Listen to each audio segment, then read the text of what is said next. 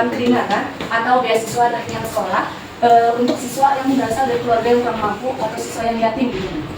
Oke, siswa yatim atau kurang mampu. Kalau dari yayasan sendiri nggak ada, semua sama wajib bayar. Sama rata. Iya. Tapi biasanya di tim praktek-praktek harian, misalnya nih kayak di Alia, kalau anak ini tahfidz 10 juz misalnya, nanti biasanya ada guru tuh punya donatur buat anak-anak tertentu, dicarikan donatur dari kita yang nyari, atau tadi yatim, atau tadi keluarga prasejahtera misalnya. Nah itu biasanya kita yang carikan donaturnya. Misalnya ada beberapa guru cari donatur, misalnya dia ada kenalan siapa gitu. Tapi nanti tetap uang dari donatur itu kita bayarkan ke siswa yayasan. Jadi nggak langsung ke siswa. Oh, lewat sistem dulu. Langsung ke loket. Sistemnya tuh di loket udah paten ya. Sama aja ke siswa yang berprestasi ya Bu. Kalau siswa berprestasi dari yayasan ada. Oh, ada. Untuk juara umum, free SPP selama 6 bulan. Selama 6 bulan itu dari yayasan ada. Kalau siswa berprestasi atau misalnya dia juara nasional, itu ada uang pembinaan gitu, iya itu ada. Tapi untuk yang berprestasi ya. Tapi kalau untuk yang yatim, duafa itu belum ada. Selanjutnya, apakah ada Bu permasalahan dalam pembayaran SPP sekolah? Kalau di sistem nggak ada masalah. Yang ada masalah orang tuanya nggak bayar. Banyak tunggakan kita ya banyak, ratusan juta sekarang ada di angka 600 juta. Mau nyari donatur, cari enggak? Iya, angka di sekarang tuh ya sekitar kemarin di email sih aku sih. Ada lah emailnya. Harus disebut nggak usah disebut angka. Yang jelas ada tunggakan ada. Dan lumayan. Lalu bagaimana pihak sekolah menyikapi hal tersebut? Gini, kalau di kita ini per hari Senin nih, konkret nih per hari Senin itu kita panggil tuh. Misalnya tunggakan di atas, kalau di situ kan di atas 1 juta nih. Kita panggil orang tuanya, ada yang sampai 6 juta, ada yang sampai 12 juta itu ada. Nanti itu kita bikin form perjanjian tuh. Gimana nih mau dicicil dulu atau gimana, tabayun lah tabayun. Kalau sudah panggilan ketiga dari pihak kita nih, kok nggak ada solusi, nah itu kita punya bagian finance sendiri di loket tadi, bagian keuangan. Jadi nanti orang tua langsung menghadap ke sana, solusinya seperti apa. Kalau di kita itu sifatnya pemanggilan dan tabayun, kira-kira gimana nih solusinya, ibu mau cicil atau gimana nih, atau anak nggak ada fasilitas apa gitu, kayak gitu sih. Kemudian untuk perencanaan keuangan sekolah Bu, apakah ada rapat pembahasan untuk menyusun anggaran? Pasti itu bisa berkali-kali. Itu berapa kali Bu? Awal aja nih, awal kita menentukan berapa SPP, berapa uang kegiatan, itu bisa sampai 3 kali. Dalam setahun? Dalam 1 semester. Oh, dalam 1 semester.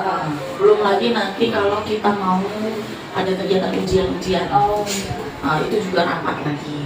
Belum lagi nanti ada kegiatan lain, misalnya lomba menyambut hari ulang tahun, rapat lagi. Setiap kegiatan yang sifatnya mengeluarkan uang pasti itu rapat. Pasti rapat anggaran itu sudah pasti. Kalau untuk yang terprogram secara general, itu biasanya sebelum awal tahun tuh kita udah rapat nih. Kayak Oktober ini untuk menentukan berapa biaya yang di brosur, yang tercantum di brosur itu kita sudah rapat.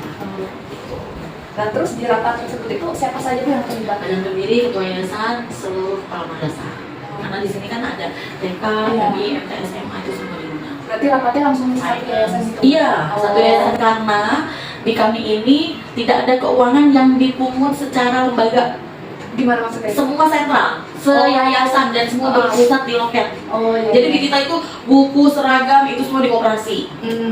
SPP semua di loket. Jadi di kami ini nggak ada itu yang namanya uang tercecer, di kami nggak ada.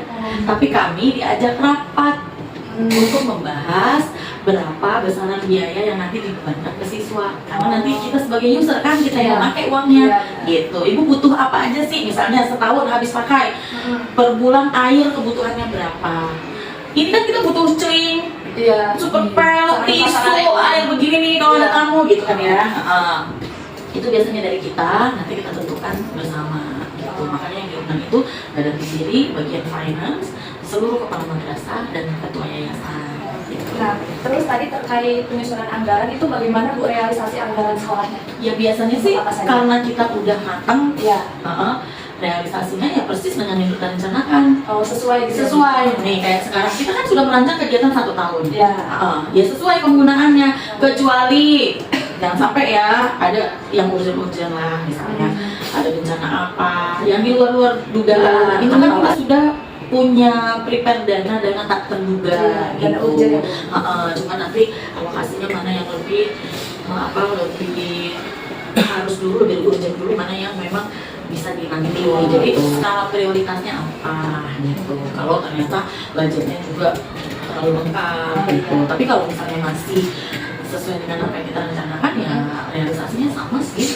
Ya, terus untuk realisasinya ini termasuk ke kayak gaji guru atau sarana prasarana sekolah juga? Iya, jadi gini, kan dana tadi 2 ya. Iya. Kalau SPP itu sudah pasti buat gaji guru tuh yang rutin setiap bulan dikeluarkan. Ya. Itu udah pasti dari situ dananya. Nah, kalau nanti ada habis pakai apa segala macam, itu kan sudah masuk ke dana satgas tuh, Ya, perawatan, ya, maintenance, itu udah ada semua. Nah, terus apakah realisasi tersebut selalu tepat sasaran, Bu? Yang tadi sesuai? Alhamdulillah sih aku jadi kepala madrasah sudah 13 tahun ya. Oh. Tepat sasaran, dan harus tepat sasaran. Kalau nggak tepat sasaran ya ini sekolah udah kayak apa tahu kali.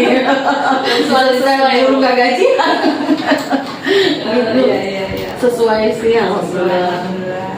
Terus untuk kondisi pengelolaan keuangan sekolahnya, apakah pengelolaan keuangan di MA Subono Mantufan ini sepenuhnya dikelola oleh bendahara? Itu tadi yang loket ya Bu, berarti ya? Nah itu balik lagi, kalau sumbernya komite, Iya. itu semuanya loket. Oh iya. Tapi kalau sumbernya dari bos, itu bendahara yang melaporkan, bendahara juga yang mengelola. Tapi tetap diawasi oleh yayasan. Jadi kalau kita mau ngeluarin badan berdiri ya. Jadi kalau kita mau ngeluarin kita laporan per tanggal 20. Per tanggal 20 itu kita menginformasikan apa yang sudah kita gunakan, apa yang akan digunakan sampai tanggal 20. Begitu terus tuh. Berarti terjadwal ya? Terjadwal setiap tanggal 20. Nah, terus bagaimana Bu evaluasi yang biasa dilakukan oleh pihak MA Subono Mantufan terkait kondisi pengelolaan keuangan? Ya itu ke tanggal 20.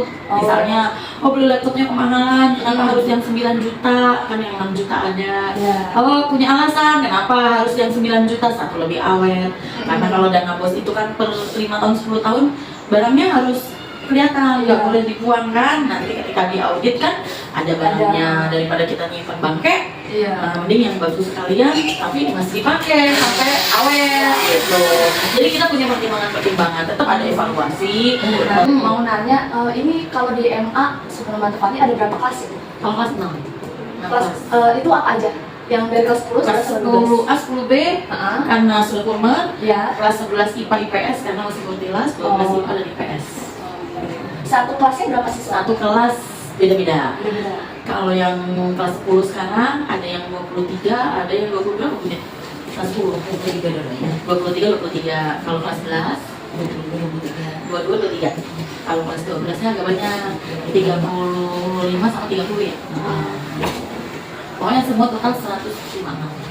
Nah terus di MA ini ada ekstrakurikuler kan Bu? Pasti ada. Nah untuk dana ekskulnya itu dari pihak sekolah? Iya, itu dia yang dari uang komite tadi. Udah termasuk. Jadi itu uang 265.000 itu udah gaji guru, udah buat kegiatan ekskul, jadi tidak dipungut biaya lagi, sudah semua di situ.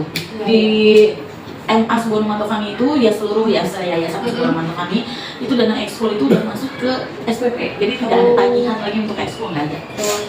Untuk kolaborasi, untuk kegiatan ekskulnya juga, lombanya juga udah masuk di situ semua. Iya, di SPP itu udah nggak ada tambahan lagi harus bayar lagi, nggak ada. Berarti kayak nggak ada rapat orang tua yang meminta pungutan lagi itu kan? Nggak ada, kecuali misalnya study tour atau goes to kampus, itu sesuai kebutuhan. Biasanya kan anak yang minta. Nah, anak yang minta dari permintaan anak-anak itu nanti kita undang orang tua memang. Nah, nanti orang tua misalnya saya sanggupnya 1.500.000 Bu Linda. Nanti kita sampainya kemana? Ya udah sesampainya